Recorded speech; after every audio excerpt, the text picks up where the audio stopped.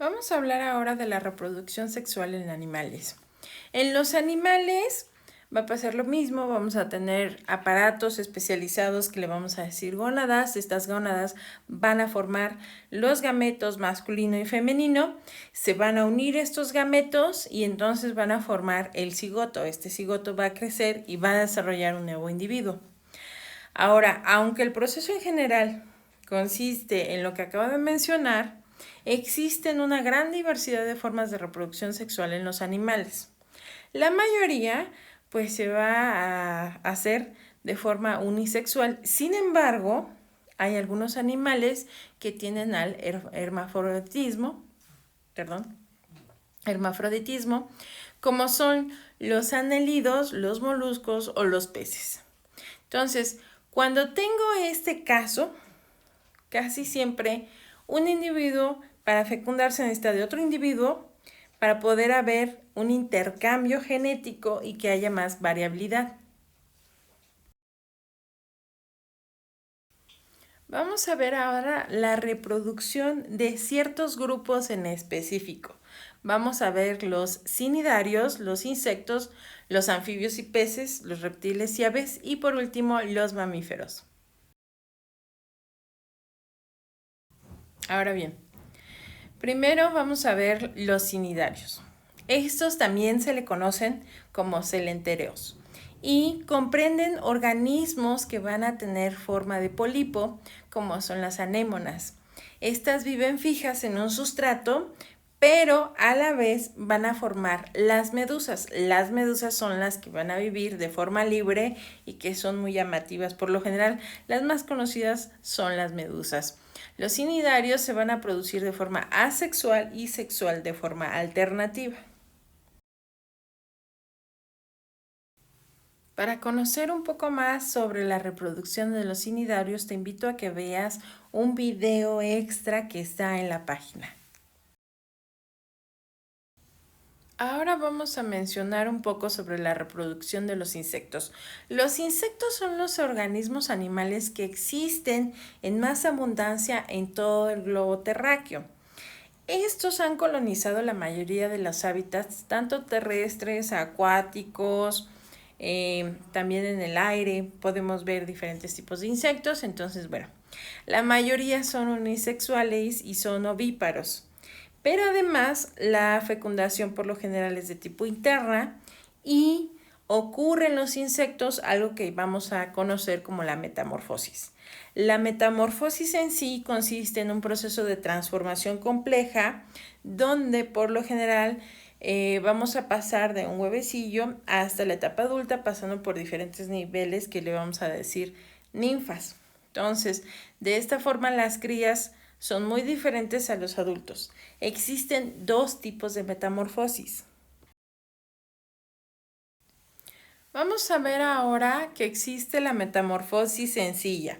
En la metamorfosis sencilla vamos a tener un insecto que al inicio va a ser de un tamaño relativamente pequeño con respecto a un adulto, va a ir creciendo paulativamente y va a hacer una serie de mudas.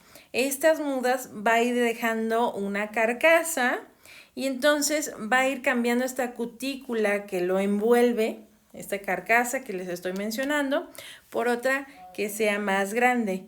Esto va a ir ocurriendo en etapas hasta que llegue a la parte adulta. Depende de la especie, es el número de mudas que va a hacer. Ahora vamos a ver la metamorfosis compleja. En la metamorfosis compleja, el organismo va a pasar por diferentes fases. Un ejemplo son las mariposas. Entonces, por ejemplo, primero pasa por una fase larvaria, luego se convierte en oruga, ¿ok? En algunas especies, bueno, la oruga es la fase larvaria. Aquí va a acumular una gran cantidad de nutrientes, vamos a ver que se alimenta, que come un montón. Después va a crear una pupa alrededor y se va a quedar inmóvil en un estado de hibernación mientras va cambiando su forma. Esta pupa va a ser una capa protectora, es un capullo, y de aquí es que sale la fase adulta. Es lo que podemos ver, por ejemplo, en la imagen. Como decía, pues un ejemplo son las mariposas. Vamos a pasar ahora a los anfibios. Los anfibios van a tener una reproducción que se realiza en un medio acuático. Por lo general, los anfibios tienen un tipo de reproducción de fecundación externa. Entonces, esto quiere decir que se liberan ambos gametos y una vez que se liberan y se fecundan, van a tener un tipo de reproducción ovípara, es decir, que se forman huevos. Para poder hacer esto, por lo general, el macho se va a aferrar a la hembra y conforme la hembra va liberando estos huevecillos, entonces el macho los va fecundando y posteriormente lo que van a hacer es que todos estos nuevos huevecillos que están fecundados los van a adherir ya sea al fondo del medio acuático o a alguna planta acuática que sea cercana para poder protegerlos y que no sean arrastrados por la corriente. La metamorfosis que presentan los anfibios por lo general es de tipo sencilla. De los huevecillos van a nacer larvas acuáticas que van a presentar cola y que además van a tener un tipo de respiración mediante branquias. Conforme crecen van a pasar a ser, en el caso de las ranas, a renacuajos, van a desarrollar las patas y los pulmones y pierden la cola y las branquias. Ahora el tipo de respiración es mediante los pulmones. Una vez que ocurre esto, ya llegan a su etapa adulta. En el caso de los reptiles, tienen una forma muy similar a las aves, ya que tienen una reproducción que está adaptada al medio terrestre. Estos van a tener una fecundación interna y ovípara, aunque algunas especies de serpientes son ovivíparas. Esto quiere decir que la madre va a poner los huevecillos, pero estos se van a conservar en su interior hasta que eclosionen y entonces las crías ya salen directamente de la madre. Entonces, por ejemplo, en el caso de los huevos de reptiles y aves, estos van a contener suficiente agua y nutrientes para que se desarrolle el embrión y me van a ayudar a que sean impermeables al agua, pero no a los gases. Esto es muy importante porque necesitamos que haya intercambio de oxígeno con el sistema para que se pueda desarrollar el embrión. Según va creciendo el embrión, van a menguar o disminuir la cantidad de los nutrientes hasta que se completa el desarrollo embrionario y es entonces cuando el nuevo organismo va a salir del huevo, va a eclosionar.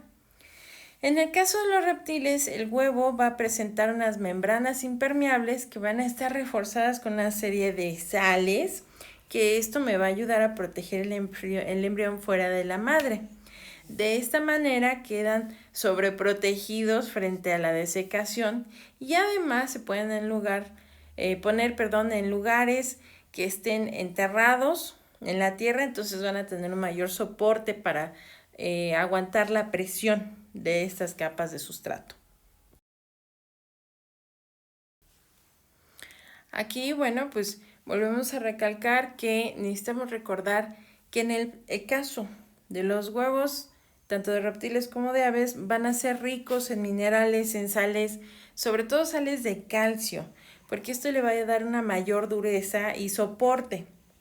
En el caso de las aves, pues estos normalmente van a hacer un proceso que es empollarlos, es darles calor, además de que esto ayuda a protegerlos de los depredadores. Y estos se van a depositar en nidos. Entonces, como los progenitores por lo general están encima del huevo, pues necesita cierta resistencia y es por eso que la naturaleza ha adaptado el cascarón con un reforzamiento de sales de calcio. Ahora, en el caso de los mamíferos protegen al embrión de forma que, de la manera que el embrión se queda dentro de la madre y entonces esto logra una mayor protección porque todo el organismo protege al nuevo ser. Este nuevo ser se va a alimentar de un órgano que se llama placenta. Esta placenta es a través de la cual la madre va a estar pasando los nutrientes al embrión y además va a estar sacando los desechos que genera el embrión. Es por esto que a este tipo de organismos se les conoce como vivíparos. El tipo de fecundación que presenta la mayoría de los mamíferos pues es de tipo interna, quiere decir que el macho tiene un órgano por el cual puede introducir sus gametos a la hembra y es dentro de la hembra que se produce la fecundación. Ahora bien, existen mamíferos que, de acuerdo a la evolución, no han tenido, digamos, el mismo desarrollo. Un ejemplo son los marsupiales. Los marsupiales son mamíferos primitivos que no van a presentar placenta. Entonces, llega un momento en que la cría, con determinado tiempo de desarrollo, se tiene que arrastrar fuera de la madre y entonces va a entrar en un saco que la madre tiene de forma externa que se llama marsupio. Es aquí cuando entra el embrión y termina de desarrollarse dentro del marsupio. Durante este estado embrionario de recién nacido y que permanece dentro del marsupio, se va a estar alimentando de las glándulas mamarias de la hembra hasta tener un tamaño con el cual pueda salir al exterior. Muchísimas gracias por tu atención. Te deseo que tengas un muy lindo día.